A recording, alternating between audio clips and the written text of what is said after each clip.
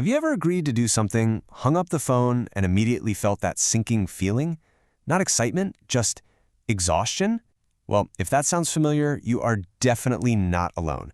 Today we're going to talk about why hitting 60 isn't about winding down, but about finally starting to live for yourself.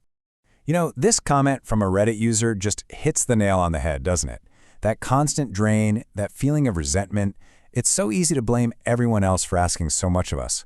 But the real breakthrough happens when we realize, hey, this is on me. It's my responsibility to set the limits.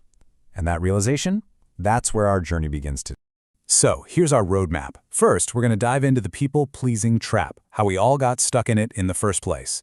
Then, we'll explore the incredible wisdom that comes with age. It's actually backed by science. After that, we get practical with the art of saying no. This is your toolkit. And finally, we'll look at what it's all for, creating a life that's full of your own intentional yes. Okay, so how did we get here? How did saying yes become our automatic response, even when we're screaming no on the inside?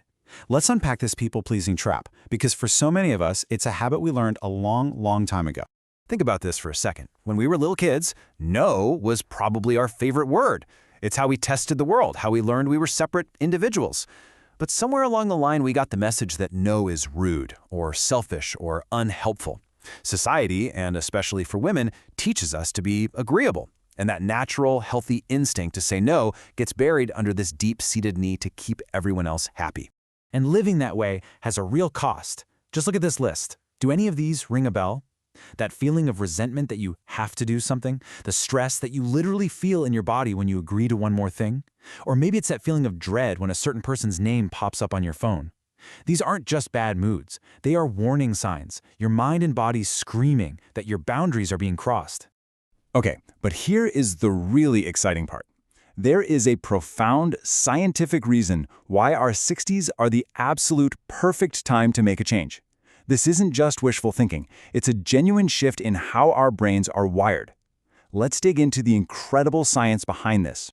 So there's this concept called socioemotional selectivity theory. I know, it's a mouthful, but the idea behind it is actually pretty simple and, frankly, very empowering. As we get older, we start to realize that our time isn't infinite. So our brain, being the smart thing that it is, strategically shifts its priorities. We stop focusing on long-term goals like gathering more information, and instead start pouring our energy into what feels emotionally meaningful, right here, right now. This isn't a sign of slowing down, it's a sign of getting smarter. And hey, this isn't just some abstract theory. We've got the data to prove it. Take a look at this chart from a Georgia Tech study. It shows our positive affect, which is basically just a fancy term for happiness, actually goes up as we get older. You can see it right there, a clear climb from our 50s into our 70s. We are literally hardwired to become happier with age. How amazing is that?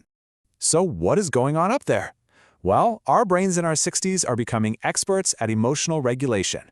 They just get better at focusing on positive things, at sidestepping needless conflict, and at tuning out negativity. In fact, research shows that managing our emotions is actually less mentally draining for older adults than for younger ones. We're not just getting older, we're becoming emotional ninjas. All right, so we get the why. We're biologically primed for this change. Now let's talk about the how. This next part is all about the practical, hands-on tools you can start using today to set those boundaries and take your life back. First, let's get really clear on what we mean by boundaries. This is not about being difficult or trying to control other people. Not at all. Boundaries are simply the personal limits we draw for ourselves. They are about what we are willing to do, what we have the energy for, and what protects our own well-being. It's an act of self-respect, pure and simple. I want you to just look at this slide and let it sink in for a moment.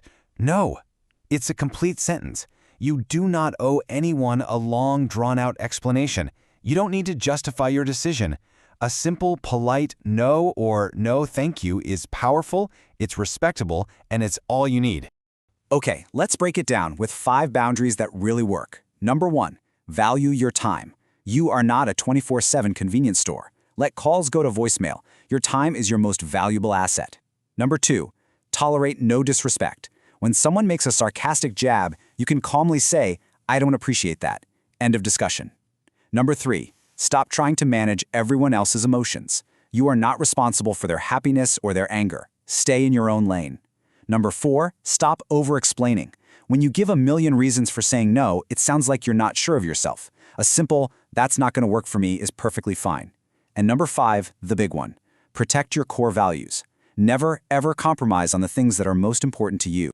So what happens when you start putting all of this into practice? What does life actually feel like when you get good at saying no? Well, let's talk about the incredible freedom that's waiting for you on the other side. I mean, just look at the difference here. It's night and day, right? On one side, you've got the life without boundaries, constant stress, feeling drained, and honestly, relationships that are often built on obligation. But on the other side, with boundaries, you get peace, you get freedom, you get relationships that are deeper and more respectful. You start giving because you want to, not because you have to. And that changes everything.